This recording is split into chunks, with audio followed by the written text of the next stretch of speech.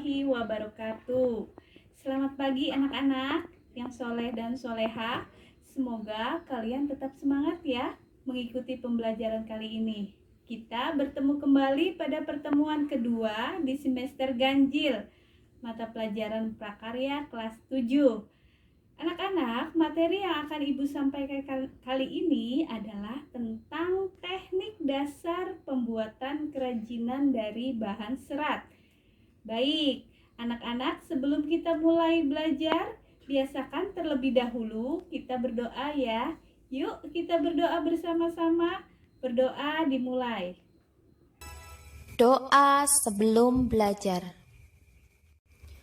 Bismillahirrahmanirrahim.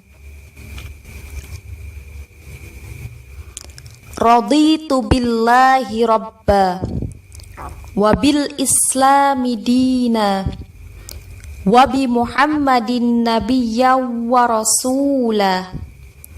Rabbi zidni ilman nafi'an warzuqni fahman waj'alni minas solihin. Artinya, dengan menyebut nama Allah yang Maha Pengasih lagi Maha Penyayang, saya rela Allah Tuhanku, Islam agamaku, Muhammad nabiku dan utusan Allah. Ya Allah, tambahkanlah kepadaku ilmu yang bermanfaat. Berikanlah aku rizki pemahaman dan jadikanlah aku dari golongan orang-orang yang soleh. Amin ya rabbal alamin. Selesai.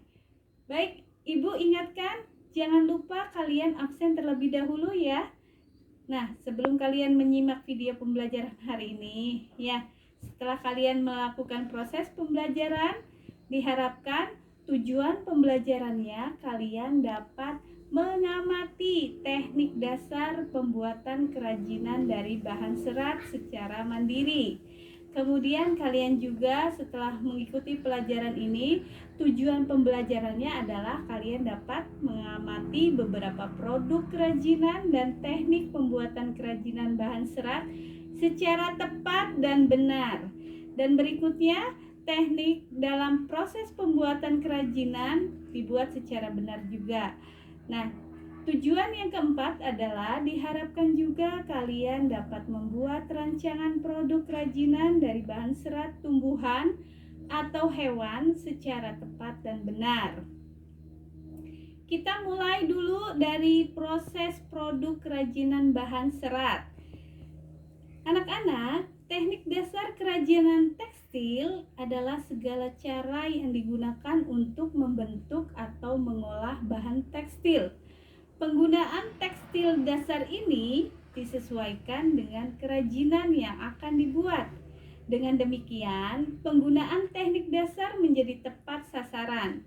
Nah, adapun teknik-teknik di dalam keterampilan kerajinan tekstil ini dapat digunakan untuk membuat produk kerajinan ikat celup, makrame, dan tapestry sebagai berikut.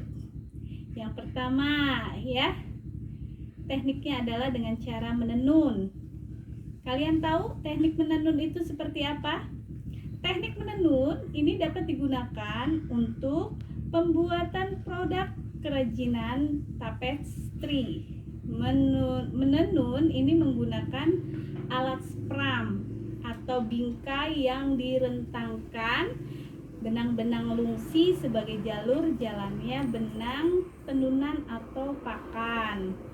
Teknik yang kedua adalah menjahit. Ada yang tahu menjahit itu apa? Menjahit adalah pekerjaan menyambungkan kain, ya, dan bahan-bahan lain yang bisa dilewati jarum jahit dan benang. Menjahit dapat dilakukan dengan tangan anak-anak, yaitu secara manual atau mesin jahit. dalam pembuatan kain ikat celup, maka yang diperlukan adalah menggunakan teknik menjahit untuk merintang warna. Teknik yang ketiga adalah mengikat. Mengikat di sini adalah teknik menyatukan dua benang atau lebih membentuk ikatan yang diinginkan. Mengikat dapat pula diartikan menyalurkan helaian kain yang satu dengan yang lainnya dengan menggunakan alat pengikat untuk membentuk pola tertentu ya. Jadi ada berapa teknik anak-anak? Ada tiga. Apa saja tadi yang Ibu sampaikan? Ada menenun, menjahit, dan mengikat. Nah, kemudian yang bagian kedua ada produk dan proses kerajinan bahan serat. Adapun syarat-syarat perancangan benda kerajinan sebagai berikut anak-anak. Yang pertama, ada kegunaan. Ya, setelah kalian membuat produk, ini kita lihat benda kerajinannya harus mengutamakan nilai praktis. Tahu praktis? Praktis itu dapat digunakan sesuai dengan fungsi dan kebutuhan. Contohnya seperti apa anak-anak? Contohnya seperti mangkuk ya. Mangkuk ini untuk wadah sayur. Berarti mangkuk mempunyai kegunaan untuk menyimpan atau untuk wadah sayur ya. Kemudian benda kerajinan lain yaitu dilihat dari kenyamanannya ya. Nih, kenyamanan di sini benda kerajinannya harus menyenangkan anak-anak dan memberi kenyamanan bagi pemakainya. Contoh, cangkir ya, sebuah cangkir nih. Kalau kita desain harus ada apanya? Pegangannya. Kenapa? Agar benda yang kita gunakan akan lebih nyaman dipakai. Yang ketiga adalah keluasan. Benda kerajinan ini harus memiliki keserasian anak-anak antara bentuk dan wujud benda dengan nilai gunanya. Contohnya seperti apa? Sepatu. Sepatu ini ada ukurannya. Jangan sampai sepatu anak balita kemudian kita buatnya seperti sepatu untuk orang dewasa. Nah, ini harus dibuat sesuai dengan anatomi dan ukuran kakinya ya. Bayangkan kalau sepatu dibuat untuk anak-anak, kamu buat dengan ukuran orang dewasa. Bagaimana? Kira-kira memiliki keluasan tidak? Tentu tidak ya. Yang keempat adalah keamanan. Keamanan di sini benda kerajinannya tidak boleh membahayakan pemakainya. Contohnya apa? Sebuah piring dari serat kelapa. Nah, ini harus mempertimbangkan komposisinya. Cat pelapis dan pewarnanya juga harus dipakai agar tidak berbahaya. Yang kelima adalah keindahan anak-anak. Benda yang indah ini mempunyai daya tarik jika dibandingkan dengan benda yang biasa-biasa saja. Keindahan sebuah benda ini dapat dilihat dari apanya anak-anak? Yang pertama, benda kerajinan itu bisa dilihat dari bentuknya. Ya, kedua, apalagi hiasannya atau ornamennya, dan yang ketiga adalah bahan bakunya. Baik anak-anak, sekian saja materi pada pertemuan yang kedua kali ini. Apabila kalian kurang paham, silakan kalian hubungi Ibu lewat WA ya. Tapi sebelum Ibu tutup materi pada pertemuan kali ini, yuk kita berdoa ya. Berdoa dimulai. Doa setelah belajar.